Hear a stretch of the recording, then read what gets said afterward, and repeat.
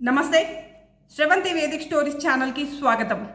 భారతదేశంలోని ఆలయాలు ఎన్నో వింతల్ని, విశేషాల్ని, ప్రపంచానికి అంతుచిక్కని ఎన్నో రహస్యాల్ని తనలో ఇమర్చుకొని ఉన్నాయి.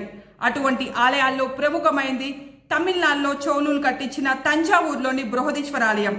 ఈ ఆలయం గురించిన రహస్యాల్ని మనం ఈ వీడియోలో తెలుసుకుందాం. తంజన్ అనే రాక్షసుడు పేరు మీదుగా తమిళనాడులో ఉన్న తంజావూరుకి ఆ పేరు వచ్చింది.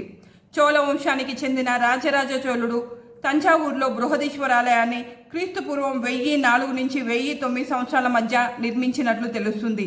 1000 ఏళ్ల కిందట కట్టించిన ఈ ఆలయం అనేక వింతలు, విశేషాల్ని తనలో ఇమర్చుకొని ఉంది.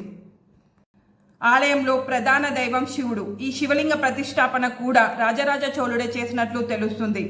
భారతదేశంలోనే అతిపెద్ద శివలింగం కలిగి ఉన్న ఆలయం తమిళనాడులో తంజావూరులో ఉన్న ఈ బృహదీశ్వర ఆలయం.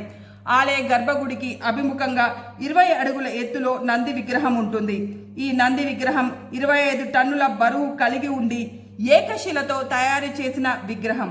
ఆలయంలో ప్రధాన దైవం శివుడు అయినప్పటికీ కూడా ఆలయం గోడల మీద వినాయకుల వారు, అష్టదిక్పాలకులు, నివృత్తి, కుబేర్ లాంటి అనేక శిల్పాలు, అనేక దేవమూర్తుల శిల్పాలు అనేవి అప్పటి చోళుల శిల్పకళకి ఒక ప్రతీకగా ఇప్పటికీ నిలిచే ఉన్నాయి. ఈ ఆలయం విశేషానికి వస్తే ఆలయాన్ని పూర్తిగా గ్రెనైట్తో నిర్మించడం జరిగింది. ఈ ఆలయాన్ని నిర్మించడానికి ఎటువంటి సిమెంట్ కానీ, సున్నం కానీ, కాంక్రీట్ కానీ వాడలేదు. ఈ ఆలయానికి చుట్టుపక్కల 100 కిలోమీటర్ల వరకు ఎటువంటి గ్రెనైట్ కొండలు లేవు. అలాంటి సమయంలో ఆలయం నిర్మించడం అనేది ఎలా జరిగింది ఇప్పటి పురాతత్వ శాస్త్రవేత్తలకు కూడా అంతుచిక్కని మిస్టరీగానే మిగిలిపోయింది. ఆలయానికి 150 కిలోమీటర్ల దూరంలో పుదుకొట్టై అనే ప్రాంతంలో 2 గ్రెనైట్ కొండల్ని తొలిచి అక్కడి నుంచి ఈ గ్రెనైట్ రాయిని ఇక్కడికి తీసుకొని వచ్చి ఈ ఆలయం నిర్మించినట్టు పురాతత్వ శాస్త్రవేత్తలు చెబుతున్నారు. ఇక 13 అంతస్తుల ఎత్తులో గుడి నిర్మాణం జరిగింది. 80 టన్నుల ఏకశిలా గోపురం ఈ ఆలయానికి ఉంది. ఇంత బరువైన ఈ గోపురాన్ని ఈ గుడి పైన ఎలా పెట్టారు అనేది ఇప్పటి పురాతత్వ శాస్త్రవేత్తలకు కూడా అంతుచిక్కని ప్రశ్నే. ఇక ఈ గోపురాన్ని ఇక్కడికి తీసుకొని రావడానికి 7 కిలోమీటర్ల దూరం నుంచి ఏటవాలుగా ఒక వంతెన నిర్మించి గుడి దాకా ఈ గోపురాన్ని తీసుకొని వచ్చారు అని చెప్పి పురాతత్వ శాస్త్రవేత్తలు ఒక అంచనా వేస్తున్నారు. ఈ ఆలయం గోపురం నీడ నేలను తాకదు అని చెప్పి ప్రజల్లో ఒక ప్రచారం ఉంది. కానీ అది నిజానికి నిజం కాదు. దానికి సంబంధించిన ఒక కథ కూడా ప్రాచుర్యంలో ఉంది.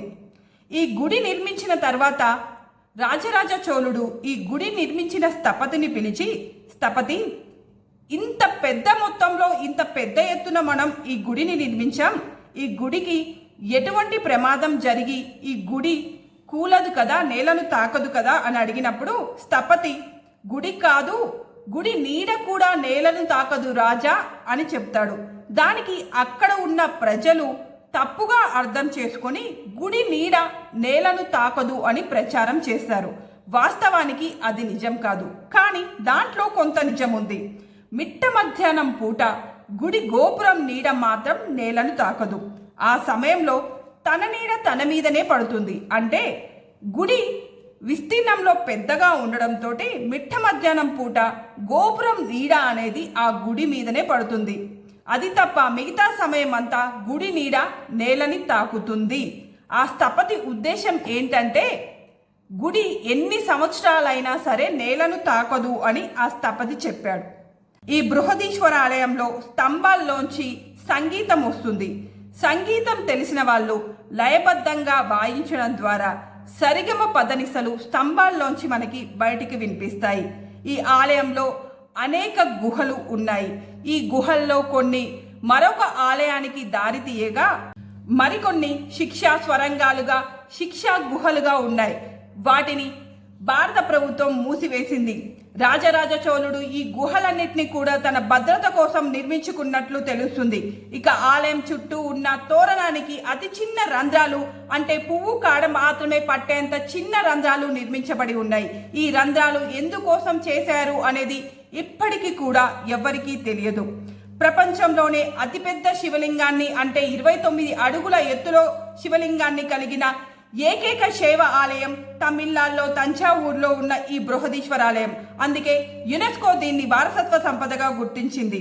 1954లో మనకి స్వతంత్రం వచ్చిన తర్వాత రూపాయల నోటుని మొట్టమొదటిసారిగా పబ్లిష్ చేశారు. ఆ 1000 నోటు పైన ఈ బృహదీశ్వర ఆలయం బొమ్మ ముద్రించబడి ఉంది. ఎన్నో వింతలను విశేషాలను తనలో ఇమర్చుకొని యునెస్కో వారసత్వ సంపదగా గుర్తించిన తంజావూరు బృహదీశ్వర ఆలయం కాలక్రమంలో భూగర్భంలో కలిసిపోతుంది.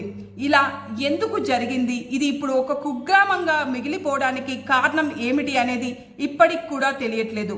పురాతత్వ శాస్త్రవేత్తలు ఇక్కడ తవ్వకాలు జరిపినప్పుడు ఆనాటి కాలానికి సంబంధించిన అనేక శిల్పాలు, అనేక వస్తువులు ఇప్పటికీ బయటపడుతూనే ఉన్నాయి.